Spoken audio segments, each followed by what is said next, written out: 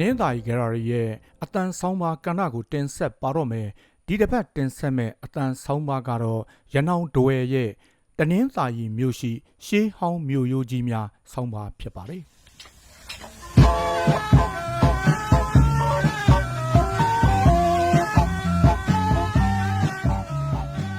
တနင်္သာရီမြို့ရှိရှေးဟောင်းမြို့ရိုးကြီးများ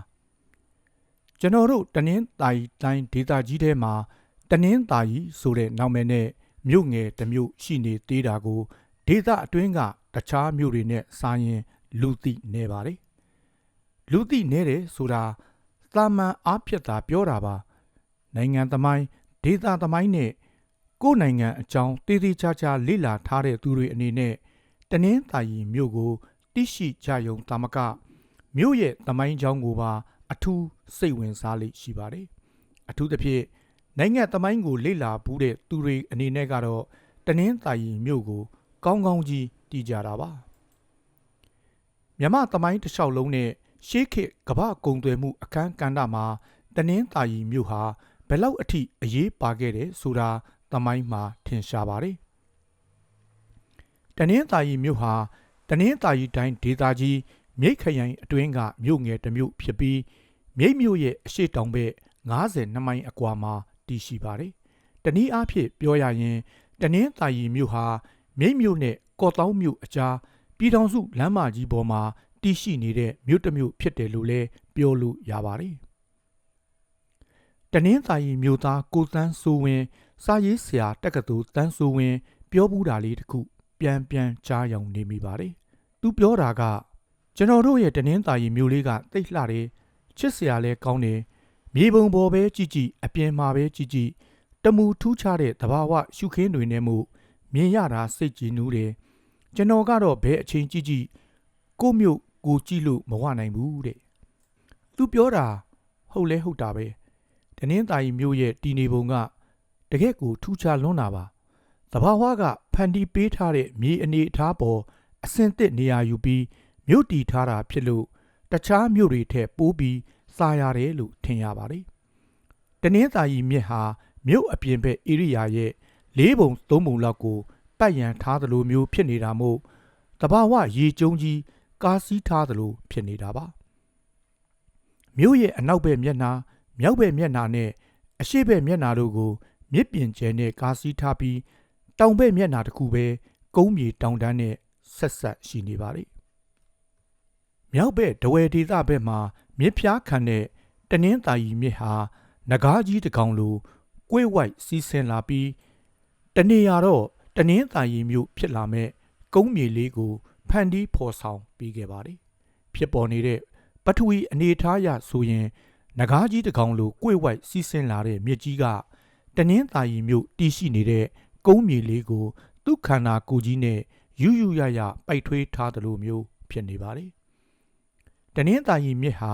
တနင်္သာရီမြို့အတွက်တဘာဝကျုံးကြီးလိုဖြစ်နေပြီးမြို့ကာကွယ်ရေးအတွက်စိတ်ချလုံခြုံရတာအပြင်ပို့ဆောင်ဆက်သွယ်ရေးနဲ့ကူးသန်းရောင်းဝယ်ရေးဘက်မှာလည်းအထူးအားထားရတဲ့မြစ်တစ်စင်းဖြစ်ပါတယ်။ကူးသန်းရောင်းဝယ်ရေးဘက်မှာအရေးပါလွန်းလို့လဲတနင်္သာရီမြစ်နဲ့တနင်္သာရီမြို့ဟာတစ်ချိန်တစ်ခါကဘာကျော်ခဲ့တာဖြစ်မှာပါ။အခုဒီဆောင်းပါးမှာတော့သမိုင်းမှာထင်ရှားတဲ့တနင်္သာရီမြို့တနင်္သာရီစိတ်ကမ်းတနင်္သာရီမြစ်တူအကြောင်းခဏထားပြီးတနင်္သာရီမြို့မှာအခုထိတွေ့မြင်နေရသေးတဲ့ရှေးဟောင်းမြို့ရိုးတွေအကြောင်းအပေါ်ယံလောက်ပြောကြည့်ချင်ပါတယ်တနင်္သာရီမြို့ကိုရောက်လို့မြို့အနောက်ဘက်မြစ်ကမ်းတစ်ပေးတစ်လျှောက်ပတ်ကြည့်လိုက်ရင်မြို့ကိုဝန်းရံထားတဲ့မြေကုန်းရိုးတန်းကြီးကိုထင်ထင်ရှားရှားတွေ့ရမှာဖြစ်ပါတယ်ဒါအပြင်အဓိကမြို့ဝင်မုတ်ဦးမကြသေးခင်ကပြုလုပ်ထားတဲ့မုတ်ဦးကနေမြို့ထဲဝင်လာခဲ့ရင်လဲလက်ဝဲဘက်အချမ်းမှာကုန်းရိုးတန်းကြီးတစ်ခုကိုရှင်းလင်းစွာမြင်ရအောင်ပါအဲ့ဓာတွေဟာတနင်္သာရီမြို့ရဲ့ရှေးခေတ်မြို့ရိုးကြီးတွေဖြစ်ပါတယ်ဒုတဲ့ကြီးမားတဲ့မြို့ရိုးကြီးတွေပါဒုတဲ့ကြီးမားလွန်းလို့လဲအခုအချိန်ထိထီကြီးကျန်နေတာဖြစ်နိုင်ပါတယ်မြို့အရှိဘက်အရှိတောင်တောက်အနားမှာတွေ့ရတဲ့မြို့ရိုးကြီးကတော့အထင်ရှားဆုံးပါအနေထားရောအရွယ်အစားပါအရင်မူလနီးပါးအတိုင်းကြံနေသေးတယ်လို့ထင်ပါတယ်တနင်္သာရီမြစ်ကမြို့တီရှိရာကုန်းမြေကို တဘာဝကျုံးကြီးတစ်ဖွဲပတ်ရန်ပေးထားပေမဲ့လည်းရှေးခေတ်မြို့တီမင်းတွေကမြို့လုံခြုံမှုအစစ်မြစ်တဲ့အနေနဲ့အတွင်းဘက်ကုန်းမြေပတ်ပတ်လည်မှာဒုတဲ့ကြီးမားခိုင်ခတ်တဲ့အုတ်မြို့ရိုးအမြင့်ကြီးကိုပါထပ်မံကာယံထားလိုက်သေးတာပါအဲ့ဒီအုတ်မြို့ရိုးအပိုင်းအစတွေကိုခုအချိန်ထိတွေ့နေရတော့ဖြစ်ပါတယ်မြို့မြောက်ဘက်ချမ်းနဲ့အရှိဘက်မျက်နှာစာတချို့နေရာတွေကလွဲလို့ကြံတဲ့နေရာတွေမှာမြို့ရိုးတွေကိုထင်ထင်ရှားရှားတွေ့နေရပါတယ်မြို့အနောက်ဘက်မျက်နှာမှာမြို့ရိုးတန်းကြီးကိုတောင်နဲ့မြောက်တန်းလို့ထင်ရှားစွာတွေ့နေရတယ်လို့ပဲတောင်ဘက်မျက်နှာတနေရာမှာဆိုရင်လေမြို့ရိုးအမြင့်ကြီးနဲ့အတူကျုံးရည်ပြင်ကိုတောင်မှပြင်းတွေ့နေရတော့ဖြစ်ပါတယ်တနင်္သာရီမြို့ဟာထူးခြားသလောက်ဗဟေလီလဲဆန်ပါတယ်ဒီမြို့ကိုဘယ်မင်းကဘယ်အချိန်မှာတည်ထောင်ခဲ့ပြီးဘယ်လိုအုပ်ချုပ်ခဲ့တယ်ဆိုတာကိုသိရဖို့ရာဇဝင်အကြောင်းအရာတွေကလွဲပြီးခေတ်ပြိုင်အထောက်ထားအတော်လေးရှားပါတယ်လို့ဆိုပါတယ်မြန်မာသမိုင်းအလဲခေတ်လောက်ကတနင်္သာရီမြို့အခြေအနေကိုခေတ်ပြိုင်မှတ်တမ်းတချို့မှာတွေ့နေရပေမဲ့ခေတ်ဦးပိုင်းအထောက်ထားတွေကိုမတွေ့ခဲ့ရတာနေမှာပါဒါပေမဲ့လည်းအတော်လေးရှားပါတယ်လို့ဆိုပါတယ်မြန်မာသမိုင်းအလဲခေတ်လောက်က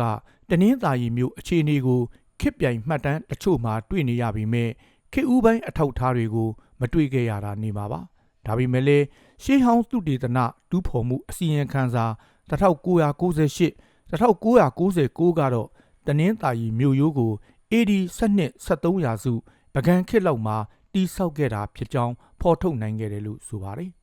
အများအားဖြင့်လက်ရှိတွေ့မြင်နေရတဲ့တနင်္သာရီမြို့ရိုးတွေကိုမြေမြို့ရိုးကြီးတွေအဖြစ်နဲ့သာတွေ့မြင်နေရတာပါမူလက